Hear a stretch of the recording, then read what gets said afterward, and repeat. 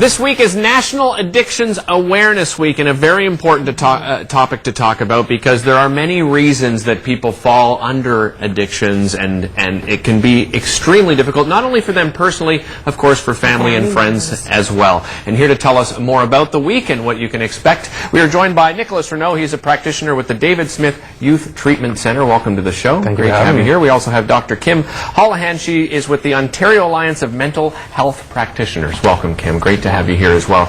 And Kim, we'll start with you talking about the importance of discussing addiction. It seems to be one of those taboo subjects like mental health. Are you seeing a bit of a shift? Are we talking about it more and more?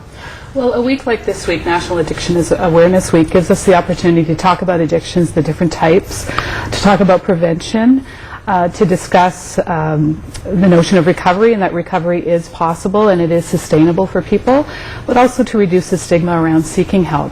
Right. There are many different treatment options available, and it's important as well for family members and loved ones of people who are suffering from addictions to feel comfortable in reaching out for the support they need. Do you find that people that if someone has an addiction and a family member is the one that can tell, and that family member knows that there's help, can that family member reach out for help for that person? Does it really have to come from the addicted person themselves? It can be really tough for somebody who has an addiction issue to reach out for that support. The stigma that's associated with it, so it is often a family member. The trouble is that it can be tough for a family member to recognize that there's issues going on, because people with substance use issues are very good at hiding their behaviors. So can we talk about that? What are some of the signs, perhaps, David? Yeah, well, I mean, you're going to want to look for changes in behavior, changes in mood, any kind of isolation or withdrawal, or changing the people that they're associating with, those kind of things. And I think what's important to keep in mind is that the aggressive interventions are not very helpful. Why is that, Nick? Well, I mean, they alienate. They create an environment that's really not comfortable for them to want to share what's, for many, a very kind of vulnerable type of experience. So you want to create an environment that's safe for them to come reach out and provide that support. We mentioned, obviously, mental health plays a role, I would imagine, in addiction. What role does mental health play? Big one. The Center for Mental Health says that about 20% of people with mental health issues have concurrent addictions issues. And in my experience at the Dave Smith Youth Treatment Center, we're seeing upwards of about 90% of people with addictions issues qualify for concurrent mental health. Very often, people with addictions are using, or people with mental health issues are using the substance use to cope with the mental health issue. They're almost medicating themselves with it oftentimes. And so let's say someone does reach out. So now someone's come forward and said, you know what, I think that I have an issue, whether it be drugs or alcohol, whatever that is. Yeah. What's the first step? What's the first step to getting them into a better place? Well, there are a few ways that people can access the support they need. So the Ontario Alliance of Mental Health Practitioners, you can go to our website and take a look at the different treatment options that are available. For example, there's talk therapy, there could be art therapy, music, spiritual care. So that's one place to seek help. Nicholas and I are also affiliated with the Canadian Counselling and Psychotherapy Association, and we have a website, talkingcanhelp.ca. And on that website, people can actually look for a Canadian certified counselor in their own area who specializes in addictions. And then, of course, you can go to a specific treatment center, such as the one that Nicholas works at, Dave Smith. I mean, addictions is, the resources available are limited. Yeah. And this is one of the things that makes Addiction Awareness Week so important, is to just bring to light the fact that reaching out for that support can be really challenging. The options are limited, they're expensive, applications are complicated, and the stigma makes reaching out, it can have some real consequences.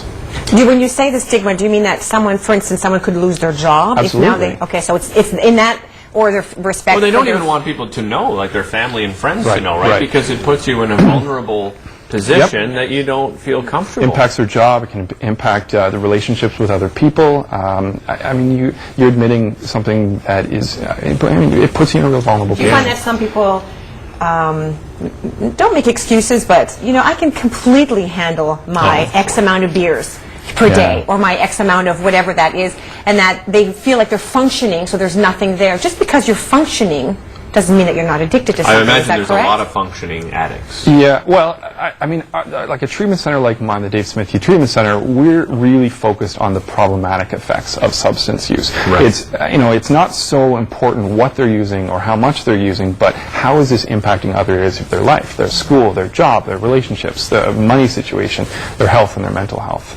Kim, Catherine mentioned the obvious, too. I think everyone, when we think addiction, we think drugs and alcohol. What are some of those other ones that perhaps that you see within your practice, within the Alliance community, that aren't talked about as much as drugs and alcohol? Right. Well, there could be gambling, internet, texting, shopping. Screen addiction is becoming a big one, and these are kind of emerging areas, I think, in recognizing that they are addictions, and it's something that. I read about that, where there's an actual where people when they forget their phone somewhere, that they actually feel a great sense of discomfort. Oh, anxiety. Anxiety because they left their phone on the bathroom counter and they're already on their way to work, and then they don't know if they should go back. And I'm thinking, wow, that's how tied people are to certain things. Well, we look at addiction as a means to cope with other things, if it's mental health stuff or just dealing with kind of the everyday. And I think anything can be used as a means to cope like that. If that brings them some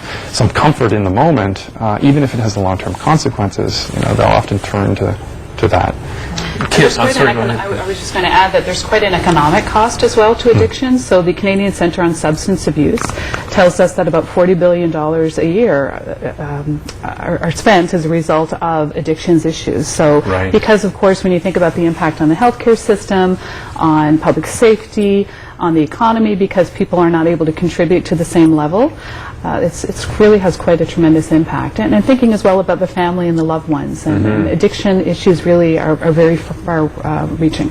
Is the Ottawa community doing anything specific for this week to recognize? There are organizations all across Ottawa that are participating in a wide variety of events. Our organization is involved with Algonquin College doing some things, and just anything that we can do to kind of get the awareness. Just the conversation, right? Yeah. Is the most important. The theme this year is Addiction Matters, and there's this push to understand that addiction affects everybody, not just the individual, but the family and the community around it. Yeah, and you're proving, obviously, there needs to be more resources out there, but Kim, there are resources available for people and to reach out. Yes, yeah. So if you check out those two websites I mentioned, talkingcanhelp.ca as well as OntarioMentalHealthAlliance.ca, those are two good starting points for people. Terrific. Thank you both for joining us. Thank you. Really appreciate it.